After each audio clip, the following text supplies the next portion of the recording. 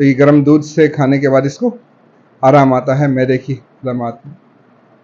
मैदे में इसके कैंसर भी हो सकता है और आंतों में भी इसके अल्सर होता है सर, उसकी भी बड़ी दवा हमारे पास ग्रेफाइट्स हैं। आजकल हमारे पास केसेस आ रहे हैं एच पाइलोरी के, बहुत केसेस आ रहे हैं। एच पाइलोरी में भी ग्रेफाइट्स जो है वो बहुत ज़बरदस्त काम करती है। अगर ये सिम्टम मिल जाए, मीठे से नफरत, पेट में खाने से पहले पेट में जलन और गुड़गुड़ाहट शुरू हो जाती है, और कुछ खाने से या गर्म दूध पीने से इसको सुकून मिल जाता है, तो फिर हम इसको ग्रेफाइट्स आंखें बंद करके दे दें। हर पोटेंसी में काम करेगी, 30 में सुबह शाम दे दें कुछ दिन की। लेकिन एच पाइलोरी के पेशेंट को हम उमूमन पहले नक्स 1 mg की एक डोज दे देते हैं, उसके बाद एच पाइलोरी 1 mg की एक डोज देते हैं, फिर आगे सिम्टम पे ग्रेफाइट्स भी आ सकती है, एनाकार्डियम भी आ जाती है, अर्जेंटम नाइट्रिकम आती है, और एसिड सल्फ भी आ जाती है। बहुत सी मेडिसिन हैं जिसके सिम्टम आ जाए वो काम करती है, फिर वो हम आगे चला देते हैं। आर्सेनिक एल्बम भी आ सकती है, फास्फोरस भी आ सकती है। जो जिस मेडिसिन की सिम्टम आएगी वो उसको क्योर कर लेगी। इंशाल्लाह हम आगे बात करेंगे एनाकार्डियम पर भी, आर्सेनिक पर भी, इसकी इंशाल्लाह बारी आएगी अभी। अच्छा, मेल और फीमेल्स के अंदर एक ही सिम्टम आती है, एवर्जन टू क्वेश्चन, मुबाशरत से नफरत। हम इस तरह से नफरत होती है, मर्दों में भी ये सिम्टम आ जाती है और औरतों के अंदर भी ये सिम्टम आती है। उसकी भी बड़ी दवा ग्रेफाइट्स है। अमूमन मर्दों में हम देते हैं ग्रेफाइट्स 1 mg की एक डोज देते हैं, और नेक्स्ट टाइम पेशेंट आता है खुश होता है। एनल फिशर की बड़ी दवा है। फिशर कहीं पर भी हो सकते हैं, हाथों में हो, क्रैक्स बने होते हैं, एड़ियों में होते हैं, लेकिन एनल फिशर की भी बड़ी दवा ग्रेफाइट्स से, और कोई भी क्रैक्स हो कहीं पर भी फिशर हो उसमें देते हैं। फिर ग्रेफाइट्स अमूमन 1 mg में देते हैं, 30 में भी काम करती है, 200 में भी काम करती है। बहुत से केसेस इससे क्योर हो जाते हैं। एनल फिशर की और भी बहुत सी मेडिसिन है, रिटेनिया है, एसिड नाइट्रिक है, थूजा है, पियोनिया है, बड़ी दवाएं हैं वो। हाँ, लेकिन जहाँ हमारे पास ये सिम्टम आ जाती हैं कि खाने से जब वो मैदे में जलन होती है, उससे भूख लगती है और पेट में गुड़गुड़ाहट होती है, कोई चीज़ खा लें उससे आराम आ जाता है, गर्म दूध पी लें उससे आराम आ जाता है, तो फिर हम उसमें इसी मेडिसिन की सिलेक्शन करते हैं ग्रेफाइट्स की एनल फिशर में। और इसकी कॉन्स्टिपेशन जो है, कब्ज़ इसका, ये मुस्तकिल कब्ज़ का मरीज़ होता है। कब्ज़ भी इसमें ऐसी होती है कि उससे कुछ आम सी चर्बी सी लिपटी हुई होती है इसके पखाने के साथ, जैसे तार टाइप की होती है, लिपटी हुई होती है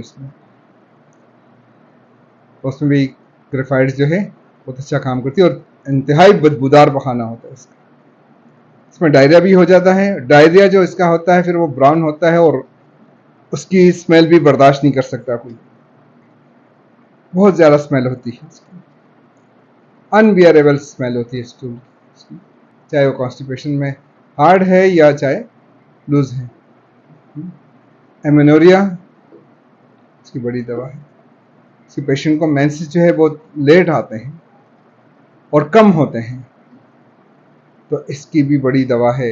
सिम्टम पर ने बांझपन के कई पेशेंट को ये दी है और अल्लाह ने करम किया, उनके अल्लाह ने उनको औलाद दी है।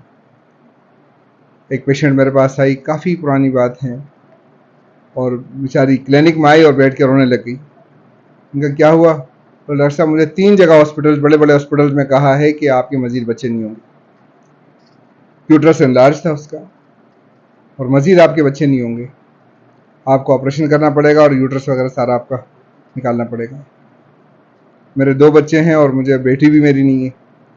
मैंने कहा अल्लाह खैर करेगा। मैंने कहा ऐसी बात है, फजूल बात करते हैं वो, तो ये तो अल्लाह के काम है, अल्लाह आपको देना चाहे तो कोई रोक सकता है इससे? हर बीमारी का इलाज अल्लाह ने भेजा है। कहा आप मेरा इलाज करेंगे? मैंने कहा मैं कोशिश करूँगा, शिफा अल्लाह ने देनी। हाँ ठीक है, आप मेरा इलाज शुरू करें। पेशेंट भी हेल्दी थी, स्ट्रक्चर इसका ये मजबूत जिस्म वाली थी, और वही सिम्टम इसकी मैदे की भी आ रही थी कि खाने से पहले मैदे में गुड़गुड़ाहट होती थी, मैदे में जलन होती थी, कोई चीज़ खा ले तो उससे आराम आ जाता रहा। मेंसेस कम थे उसके। उस पर ग्रेफाइट्स 1 mg की एक डोज उनको देता था, 15 दिन के वफे से 2-3 खुराकें दी उनको, और CPR 30 में चलाई है रेगुलर। अल्लाह ने करम कर दिया। उसके बाद ये गालिबन 2012 की बात है कि मैं तश्कील में था, तो वहाँ मुझे उसके शोहर का फ़ोन आया और उसने कहा कि डॉक्टर साहब मुझे अल्लाह ने बेटी दी है। उनके बाद भी 2-3 बच्चे मज़ीद हुए उनके। अगर सही सिम्टम पर सही मेडिसिन चली जाती है तो कुछ भी मसला हो अल्लाह ताला अपना करम करता है। तो इसको भी हम याद रखें। बांझपन में भी हम ग्रेफाइट्स को ना भूलें, चाहे मेल है चाहे फीमेल है। ग्रेफाइट्स की सिम्टम आ रही है, ग्रेफाइट्स काम करेगी वहाँ पर। आंतों में अल्सर, जैसे बात हुई मैदे में अल्सर, मैदे में कैंसर हो जाता है, मैदे के निचले हिस्से में, उसमें भी अगर सिम्टम आ रही है हम मियाज़मेटिक दवा देकर तो ग्रेफाइट्स को देंगे। तो ग्रेफाइट्स को हमने याद रखना है, मोटापा, मजबूत जिस्म वाला, कलकेरिया कार्ब का ढीला डाला होता है, स्टिकी डिस्चार्जेस, एक्जिमा की हिस्ट्री आ जाए, भले सप्रेस से सामने नहीं है उस वक्त, लेकिन हिस्ट्री है, पेशेंट को समझा दें कि भाई हो सकता है वो आपको बाहर आ जाएगा वापस मेडिसिन देंगे। और मायूसी भी आ जाती है इसमें, बांझपन के मरीजों में अक्सर होती है। और मीठे से नफरत, ये सिम्टम आ जाती है, इस पर आप मेडिसिन की सिलेक्शन कर सकते हैं। सारी मेडिसिन की बड़ी अहम है, लेकिन ख़ास तौर पे हमारी जो सिलेक्शन होती है वो हम करते हैं, एक तो अगर बॉडी स्ट्रक्चर मिल गया पहले, तो उसके बाद हम देखते हैं मैदे की अलामात में कि अगर खाने से पहले इनको मैदे में गुड़गुड़ाहट होती है, खाने के बाद आराम मिल जाता है या गर्म दूध पीने से आराम मिल जाता है, और मीठे से नफरत, मीठा नहीं खाता, मीठा खाएगा उसको मतली हो जाएगी। इन पर सिलेक्शन होती है मेडिसिन की और अल्लाह ताला करम करता है। कोई भी मसला हो उसमें मेडिसिन काम करती है। तो ग्रेफाइट्स 30 से लेकर 1M 10M CM तक दी जा सकती है, लेकिन रिपीटेशन इसकी जल्दी जल्दी नहीं करनी। 30 में है सुबह शाम दे दें, 200 में है 3-4 दिन के बाद दे सकते हैं, बल्कि बाद हफ्ते तक भी जरूरत नहीं पड़ती। ग्रेफाइट्स में दे दी, एक ही डोज बार काम कर जाती है, रिपीट करने की जरूरत नहीं पड़ती।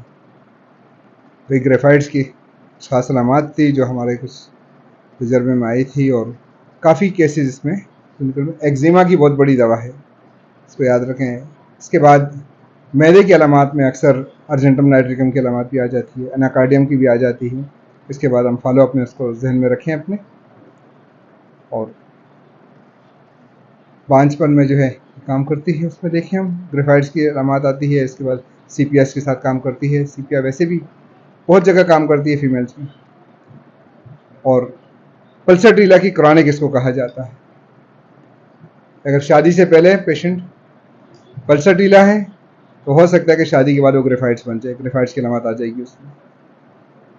तो ग्रेफाइट्स को हमने याद रखना है और इसको इस्तेमाल में लाना है। बहुत ज़्यादा इस्तेमाल होने वाली दवा है। आजकल के दौर में बहुत ज़्यादा H. पाइलोरी के पेशेंट भी बहुत आ रहे हैं, तो बहुत इंशाल्लाह क्लिनिक में तो पेशेंट बढ़ाने का ज़रिया भी बनेगी और इस पर कॉन्फिडेंस आएगा। कोशिश हम ये करें कि सिंगल रेमेडी की प्रैक्टिस करें, प्लास्पो का इस्तेमाल रखें साथ में, ताकि मेडिसिन पे कॉन्फिडेंस आए। तो अगली वीडियो तक के लिए अल्लाह हाफिज़, फ़ी अमानिल्लाह, अस्सलाम वालेकुम।